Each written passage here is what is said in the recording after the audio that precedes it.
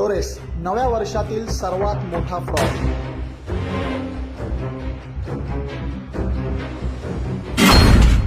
कमीत कमी कालावधीत जास्तीत जास्त पैसा मिळवण्याची हाव कशी महागात पडते याचं आणखी एक उदाहरण। टोरेस कंपनी ही एक ज्वेलरी कंपनी म्हणून दादरमध्ये वर्षभरापूर्वी सुरू झाली। पैसे दाम दुप्पट करून देण्याचं आश्वासन देणाऱ्या एकदम फुल प्रूफ स्कीम या कंपनीनं आखल्या। दादरच्या अगदी प्राईम लोकेशनवर भव्य शोरूम सुरू केलं, त्यात अगदी सुटाबुटातील स्टाफ आणि ग्राहकांचं मन जिंकण्यासाठी त्यांची उत्तम व्यवस्था करणं, चहा कॉफी विचारणं, वेगवेगळे डायमंड नेकलेस दाखवणं, अशा पद्धतीनं ग्राहकांना भुलवलं जायचं। यांची स्कीम काय तर तुम्ही गुंतवणूक करायची, मग दर आठवड्याला तुम्हाला त्यावर 7% व्याज मिळणार। आता ग्राहकांनी गुंतवणूक केलेली रक्कम सुरक्षित आहे याची खात्री व्हावी यासाठी ग्राहकाला त्यानं गुंतवलेल्या रकमेच्या किमतीचा एक डायमंड दिला जायचा। त्यामुळे आपण गुंतवणूक केलेल्या रकमेच्या बदल्यात आपल्या हातात एक डायमंड मिळतोय आणि गुंतवलेले पैसेही सुरक्षित आहेत, त्यावर दर आठवड्याला व्याज।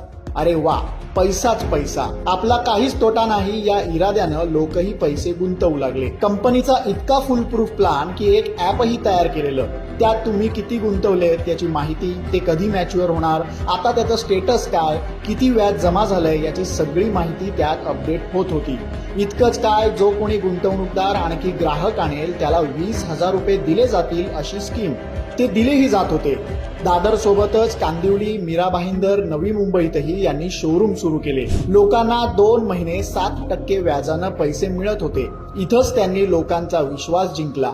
पण हा सगळा लोकांना गुंडाळण्याचा डाव होता आणि नववर्षाच्या आठवड्यात 7 नव्हे तर 11% मिळतील अशी नवी स्कीम आणली गेली। मग काय, लोकांनी आपल्याकडचे होते नव्हते तेवढे सगळे पैसे गुंतवले। काहींनी तर अगदी लाखो रुपये गुंतवले। 2 आठवडे झाले, हप्ता आला नाही म्हणून लोक शोरूम वरती जमले, तर मालक गायब झाल्याचं लक्षात आलं आणि कर्मचारीही काही उत्तर देईनात। एका रात्रीत कंपनीचा CEO तौसिफ रियाज उर्फ जॉन कार्टर आपल्या 100 जणांच्या कर्मचाऱ्यांच्या टीमला काहीही न सांगता गायब झालाय। पोलिसांनी या प्रकरणी कंपनीशी निगडीत 5 जणांवरती आता गुन्हा दाखल केलाय। पुढील चौकशी आता सुरू आहे।